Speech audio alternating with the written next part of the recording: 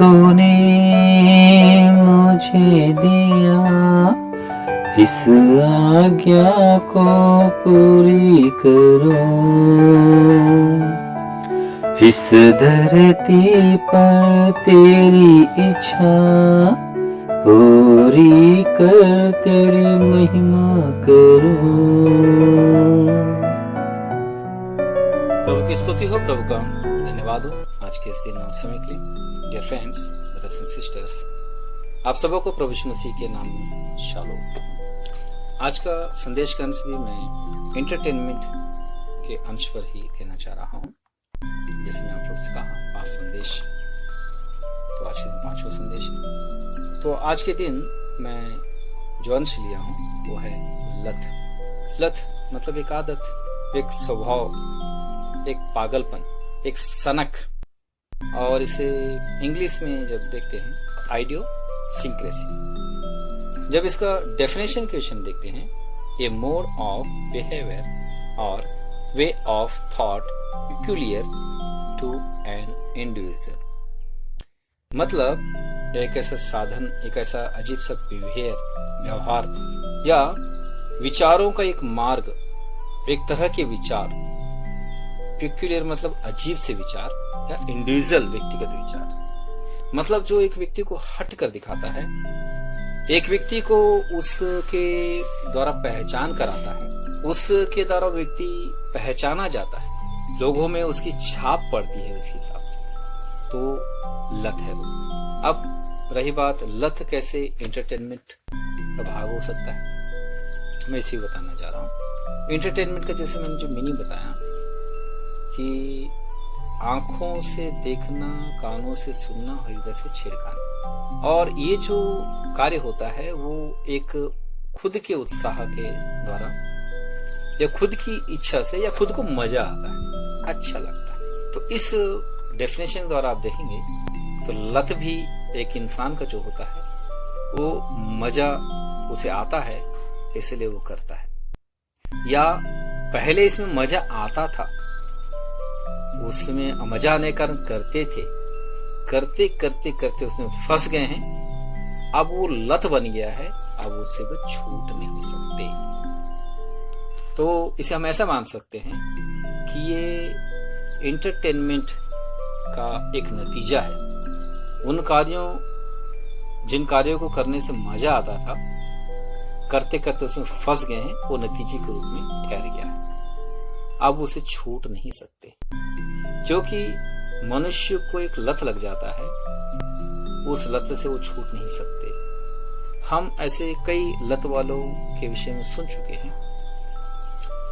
शराब एक लत होती है, व्यभिचार एक लत होता है, नशे की और वस्तुओं का सेवन एक लत होता है, कई लोग को मूवीज देखने का एक लत होता है, सिनेमा सीरियल का एक लत होता है, कई लोग को ओवर टॉकिंग करना एक लत होता है, वो ओवर टॉकिंग किए बिना रह नहीं सकते। कई लोग को घर घर घूमने का लत होता है, वे घर घर घूमे बिना नहीं रह सकते, मतलब अपने खुद के घर में पैर उनका ठहरता नहीं है, बिना कारण के दूसरों के घरों में कदम रखते हैं। परमेश्वर का वचन क्या इसके पक्ष में है? इसके पक्ष में नहीं है, इसके खिलाफ में है। यहाँ तक परमेश्वर का वचन लिखा गया है कि बार बार अपने पड़ोसी के घर में भी मत जाना। तो कहने का मतलब है, ये जो जितनी बातों का मैंने अभी वर्णन किया है, इसके पक्ष में बाइबल नहीं है, इसके विपक्ष में है बाइबल। इन बातों को खंडन करता है बाइबल। और जब लत के विषय में देखा जाए, मैं इसका 2 उदाहरण देना चाह रहा हूं। एक व्यक्ति शराबी, बहुत शराब की लत लगा, और उसका ऐसी स्थिति हो गई कि उस लत के कारण उसकी मरने की स्थिति हो गई। तो मरते समय में उसने एक ख्वाहिश प्रकट की अपने घर वालों को। क्या है वो ख्वाहिश बोलने से? वो कहता है कि मरने के बाद उसे शराब के द्वारा नहलाया जाए। उसकी ख्वाहिश देखिए, शराब के द्वारा वो नहाना चाहता है। जिंदा रहते हुए कभी नहाया नहीं नहाया तो नहीं मालूम, पर अपने घर वालों पर एक ख्वाहिश थोप रहा है कि मरने के बाद उसे शराब से नहलाया जाए।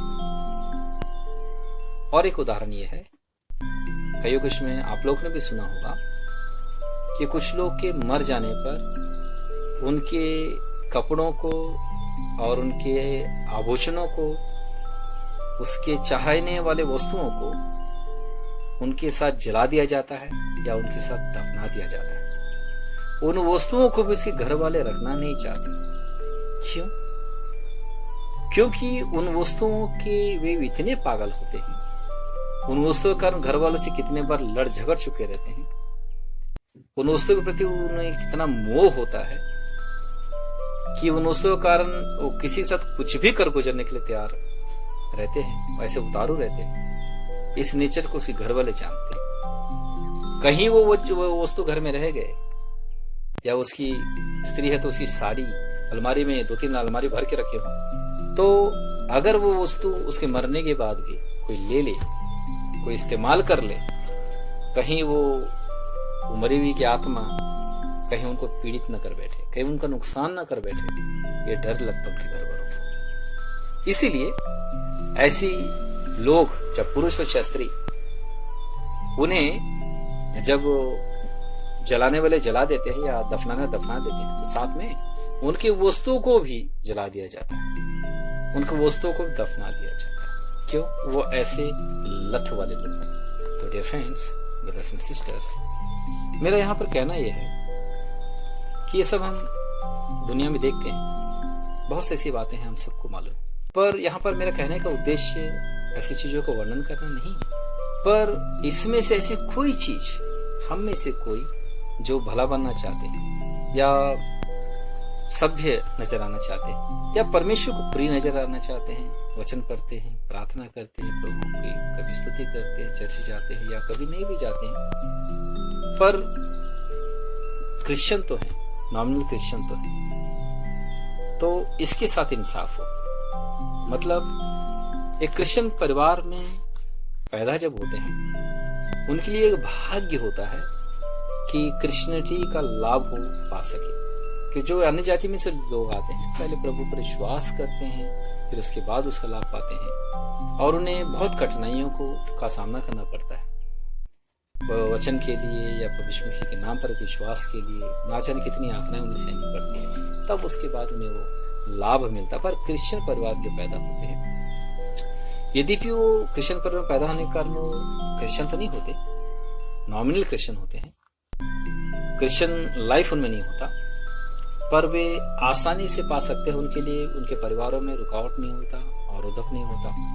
प्रभु यीशु मसीह पर विश्वास करने, वचन पढ़ने, प्रार्थना करने और प्रभु यीशु मसीह के नाम में नया जन्म पाने और नया जन्म का जो भी भरपूरी हो पाने के लिए। तो इसीलिए हम लोग जो प्रभु पर विश्वास करते हैं, चाहे नया जन्म पाए हुए लोग हों या नॉमिनल क्रिश्चियन हो, हमारे लिए जरूरत है कि हम किसी लत के आदि ना हो। सिनेमा या सीरियल या कपड़ों के हमेशा कई लोग कहीं भी जाए पार्टी में, किसी के बाहर जाए तो हर बार उन्हें नया कपड़ा चाहिए, हर बार मैचिंग पर मैचिंग चाहिए। कितने वस्तु ऐसे हैं जो खरीदे हैं, पड़े रह गया है, जिसका इस्तेमाल नहीं किए हैं या किए भी तो भी कई सालों पहले किए हैं, पर एक बार वन टाइम इस्तेमाल होने के बाद वो पड़ा हुआ है वस्तु। तो ऐसे जो असभ्य व्यवहार जो है वो परमेश्वर के बच्चों में नहीं होना चाहिए, जो क्रिश्चियन कहलाते उनमें नहीं होना चाहिए। हमारी आवश्यकता के हिसाब से हमारे पास व्यवहार होना चाहिए, स्वभाव होना चाहिए। लत के रूप में कोई चीज नहीं रहना चाहिए, मेरा कहना यही है। अगर किसी में, हमें से किसी में लत के समान कुछ है, तो एक ही उपाय है, प्रभु के पास आए, क्षमा मांगे, ईश्वर से धुल जाए, प्रभु से प्रार्थना करे, प्रभु उस लत से छुड़ा ले। प्रभु हर प्रकार के बुरे लत से छुड़ाने के लिए प्रभु सक्षम है, मेरा यही कहना है। और इस सब का लाभ आप लोग पाए। आज की बस इतना ही। हम सबों की प्रभु सहायता करें। आमीन। प्रभु तूने मुझे दिया इस आज्ञा को पूरी करो, इस धरती पर तेरी इच्छा पूरी कर तेरी महिमा करूं।